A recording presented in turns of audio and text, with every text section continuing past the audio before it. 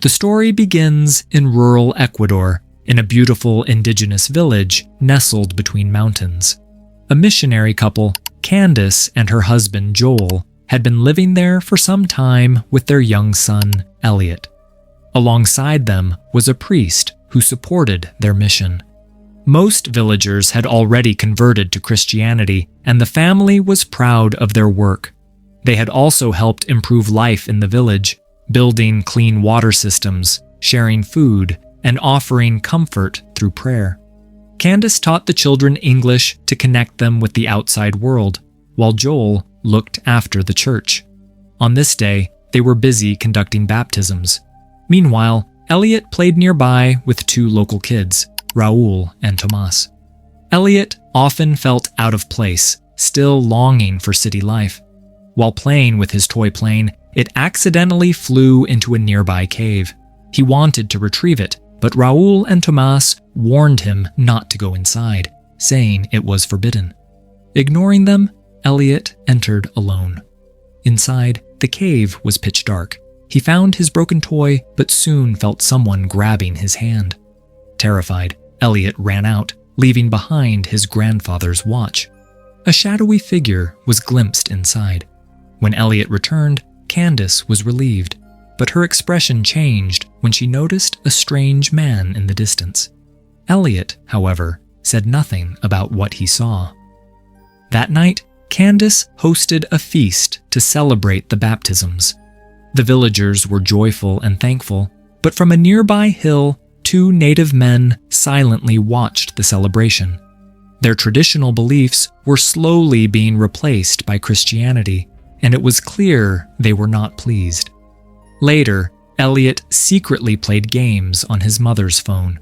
Hearing odd noises outside, he grew uneasy, but Candace caught him with the phone and scolded him, telling him to connect with the villagers instead. She was especially excited because tomorrow was Elliot's confirmation ceremony, an important Catholic tradition. When Candace asked about his missing watch, Elliot lied that it was at home. On his way back alone, he felt as though someone was following him. Then he noticed a line of stones leading directly to the same cave. Remembering his watch, Elliot decided to return, an unwise choice. Inside, he discovered a strange mask and piles of dead animals and bones. Before he could process what he saw, scorpions crawled over his feet. In panic, he injured his leg while trying to shake them off. And the scene cuts away. The following morning, Candace goes to wake Elliot, but discovers his room empty. She searches the whole house, but he is nowhere to be found. Joel asks if she scolded Elliot the night before, since she is often strict with him, but Candace insists she didn't. Worried, she begins asking around the village. When she questions Raul, he first denies knowing anything, but his mother urges him to speak up. Finally, Raul admits that Elliot went into the cave. Alarmed, Candace rushes to the cave, but before she can enter, a man calls out to her. He is a shaman, a spiritual healer who communicates with spirits and helps the villagers, especially with illnesses. Many in the village respect him, but Candace, being devoutly religious, distrusts him, believing shamans practice dark magic. The shaman tells her he knows where Elliot is. Reluctantly, she follows him to his hut, where Elliot is already asleep.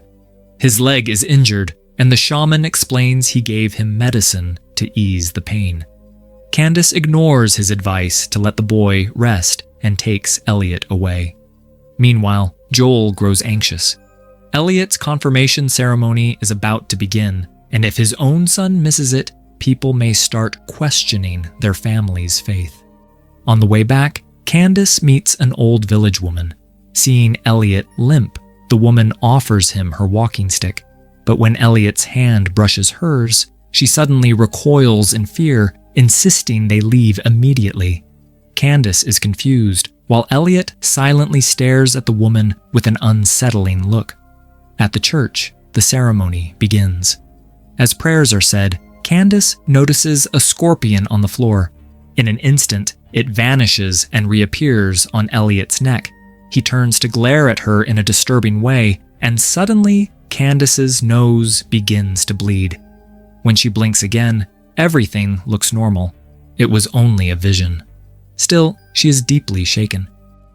Elsewhere, the shaman is approached by a man who asks, "Has the boy crossed the boundary?" The shaman replies, "Yes." The man presses further, "If he is freed, what will he do?" The shaman answers darkly, "He seeks life, he hunts fear, and then he ends it." The man who spoke with the shaman grew uneasy. Soon after, the shaman performed a ritual over a bowl of water, showing signs of pain.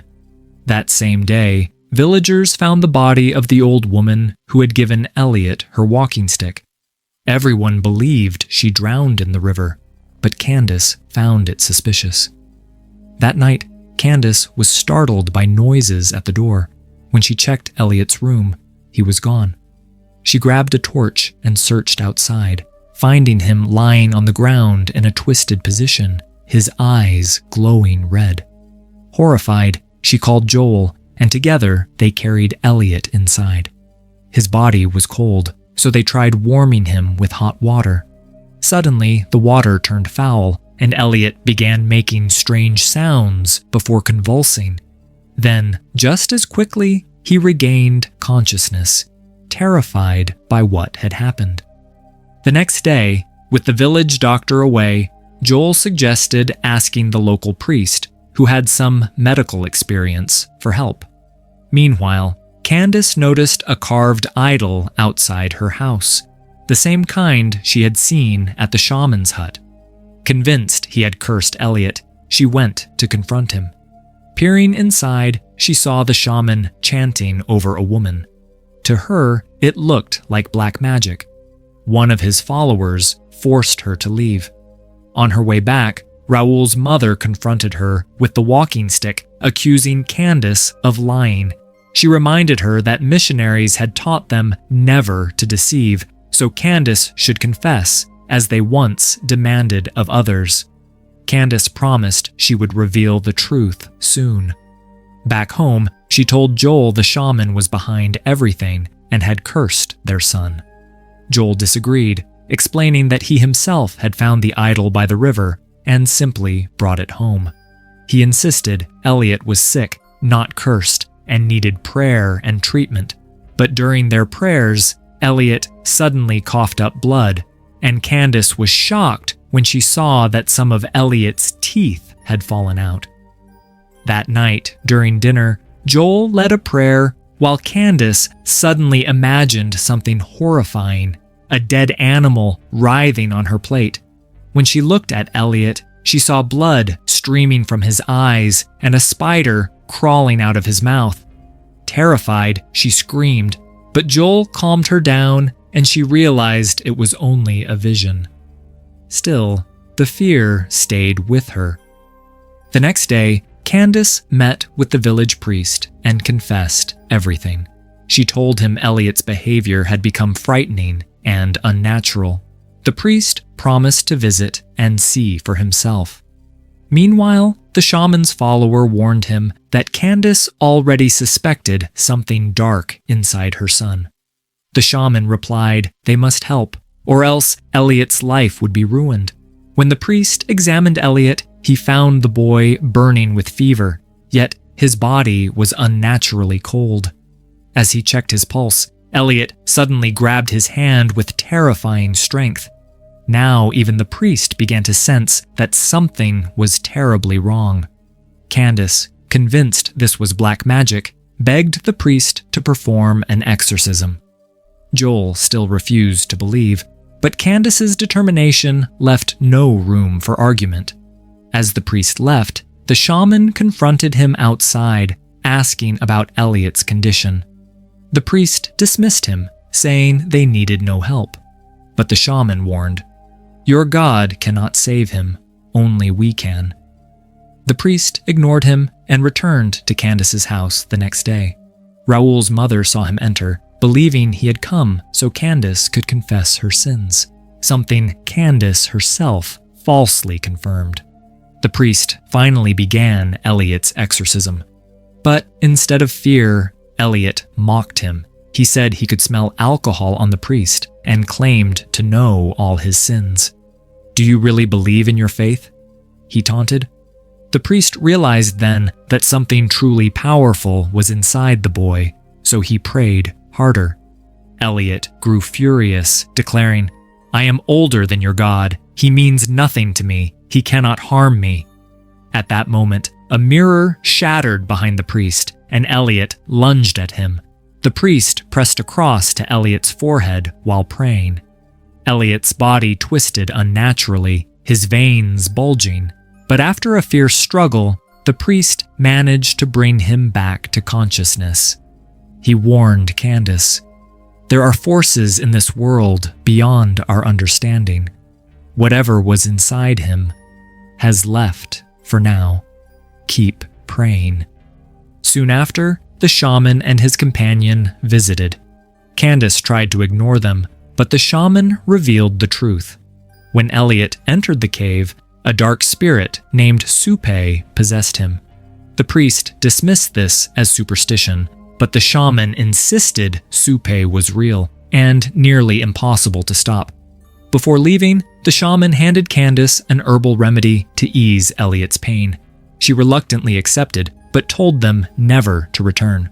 Unseen, the shaman stole a piece of Elliot's clothing hanging outside. That night, the priest was at home when he noticed a scorpion on his hand. As he tried to shake it off, it stung him. Then he turned and saw Elliot standing there, wearing a strange mask. Elliot hissed, "You are all liars, hiding behind false faith." After tormenting him, the priest did not survive. The next morning, Joel and Candace prepared for his funeral. During the service, Candace noticed someone slipping into the church. Suddenly, Elliot startled her, causing her to drop a candle. Panicked, she ran outside, with Joel following close behind.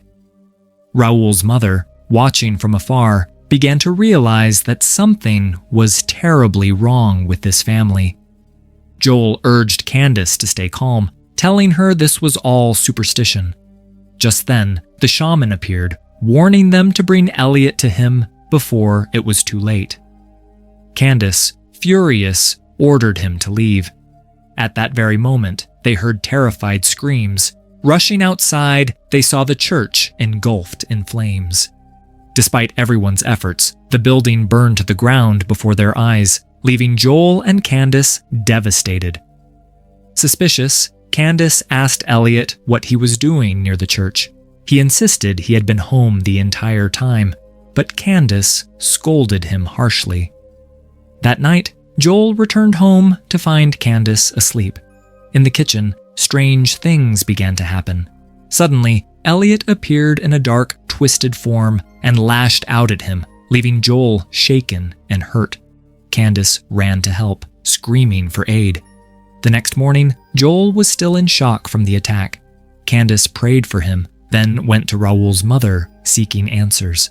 Instead, the woman accused her of lying and claimed God was punishing her for her sins.